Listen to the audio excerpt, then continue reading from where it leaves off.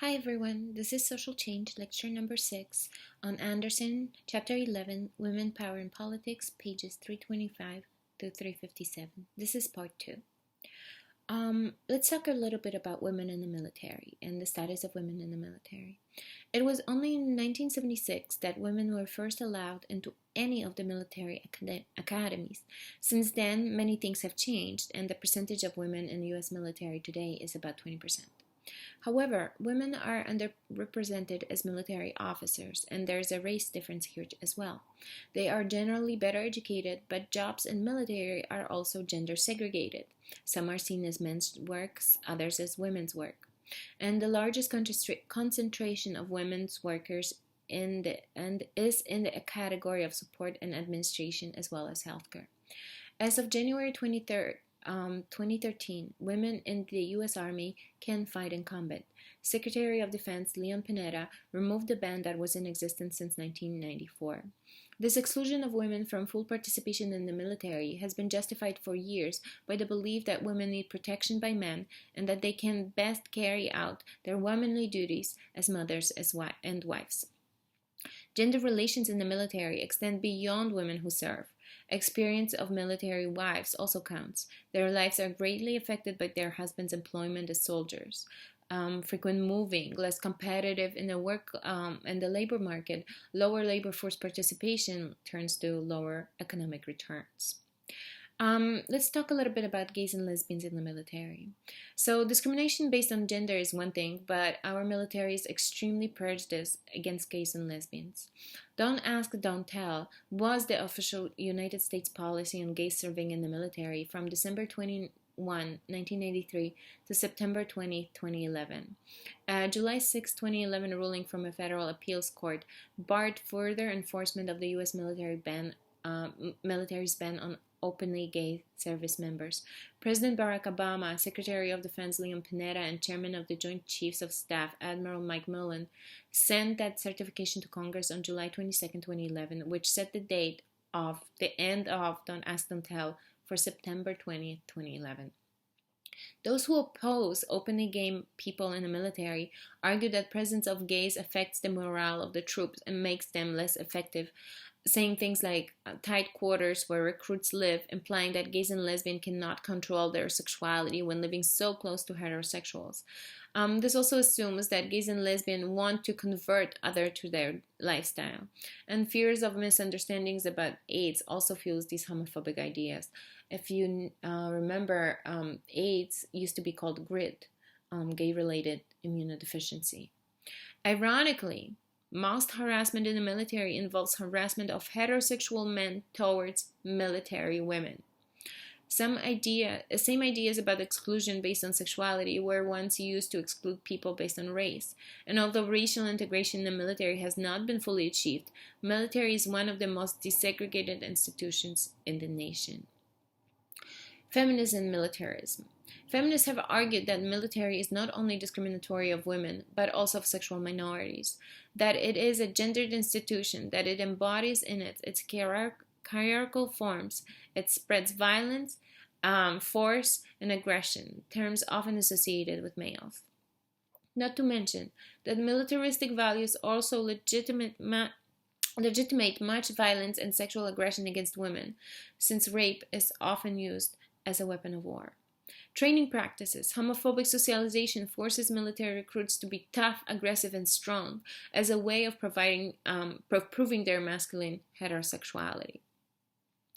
Feminists also have argued that we should rethink the meaning of political, that it should not only include formal election politics or working of the government, but also should be extended to the private sphere, that we should understand that personal is political as well. Such extension of the meaning would then include women's behavior, for example, women's community activists, their work in social services, their behavior as activists, much of it coming from grassroots. Just because this behavior might be on the sidelines of mainstream politics, it does not make it any less political. Because this is not in the news, media reports that women are not interested in politics, when in fact, often the opposite is true. and portrayal of politics as the area of men's work further leads other women to feel distanced and alienated from mainstream politics, especially by working class and poor women who are most disaffected by dominant institutions. Understanding full range of women's political behavior would also shed a light on the long-term activism of working women and women of color who have been made invisible in their recorded history. So let's talk a little bit about the women's movement, or the feminist movement, which was one of the most significant and most influential movements in the 20th century. Although many women even today are sometimes reluctant to call themselves feminists, majority of people in the US supports the values and programs that the women's movement has encouraged and supported. And I included three pictures here. The first one is Betty Friedan. The second one is the Rosie the Reverter. And the third one with the big sunglasses, that's Gloria Steinem. So let's talk a little bit about American feminism in the 19th century and the first wave of feminism. In the US, early feminists were women who advocated for equal rights of women to education, although that was of course a class issue since not every woman had the resources to go to school. However, roots of this movement lie also in the abolitionist movement and the efforts of African Americans and white women and men to struggle for the abolition of slavery and women's rights. On June 19, 1848, in Seneca Falls, New York, we have the first Women's Rights Convention, where Declaration of Sentiments, named so after the Declaration of Independence, is signed by 300 attendees. It declared all men and women are created equal and argued for inalienable rights for all genders. 12 resolutions were passed, one of which granted women the right to vote. This convention has since been named the official beginning of the women's suffrage movement in the U.S. Other women's conventions were held in the following years, including one in 1851 in Akron, Ohio, where Sojourner Truth, a former slave, talked about the challenges of being a minority woman. I'm sure you know her very famous saying, "Ain't I a woman?" In the beginning, women's movement was not just a single-issue movement. It was about them all: rights to vote, employment, healthcare. And on August 26, 1920, combined efforts of many have paid off. The adoption of the 19th Amendment guaranteeing women the right to vote. Although many argue that following this huge break, feminist movement reached its momentum and lay dormant for many years until the revolutions of 1960s. Others argue that this is not true, that feminists have continually worked on such issues, for example, birth control and family planning. So let's talk a little bit about the emergence of the contemporary women's movement. Several transformations in women's roles occurred during the 50s and 60s, influenced the development of contemporary feminism. So changes in women with labor participation, change in women's fertility patterns, increased levels of education among women, and ideological patterns glamorizing domestic life. White women's lives, were supposed to be compromised of glamorous housework and childcare. In 1963, Betty Friedan publishes a very famous book called The Feminine Mystique, a bestseller that talks about a problem with no name, the isolation that many women felt when pushed to be only mothers and wives. In addition to crises in the domestic lives, many women were at the same time working and complained about the second shift, the fact that a working woman had to spend 20 hours working at home, cooking, cleaning, taking care of husband and kids, on top of her 40 hours at work. Women were also experiencing discrimination at work. So President Kennedy, in a political move, appointed a presidential commission on the status of women, headed by Eleanor Roosevelt. And commission's report was the basis for what became the Equal Pay Act of 1963, which required men and women receiving the same pay for the same work. Of course, enforcement of such law was another issue. Let's talk a little bit about feminism and the civil rights movement. Working in the civil rights movement, many white women saw their own oppression similar to the racial discrimination against which they were fighting.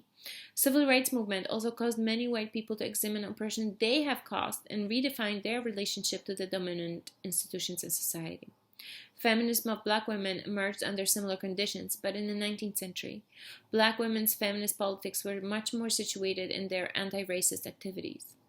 And white women tend to see themselves as oppressed as a sexual group, while African American women are more likely to see race, class, and gender exploitation as intersecting in their lives.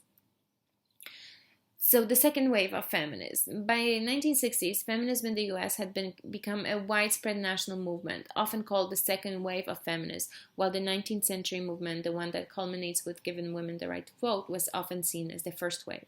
A second wave, was a movement of diverse origins, philosophies, and strategies for change. And during the 1960s, two major branches of the feminist movement involved: the women's rights branch and the women's liberation branch, or otherwise known as liberal radical feminism. So women's rights, or the liberal feminism, argued for equal rights strategy, working to extend equal rights to women through legal reform and anti-discrimination policies. They argued that root of gender inequality lied in the past discriminatory practices which denied women the right to work. And best way to make it better was to create gender-blind institutions where all people, regardless of sex, race, religion, sexual preference, or physical disability, were given equal rights. On the other hand, we have the women's liberation or radical feminism.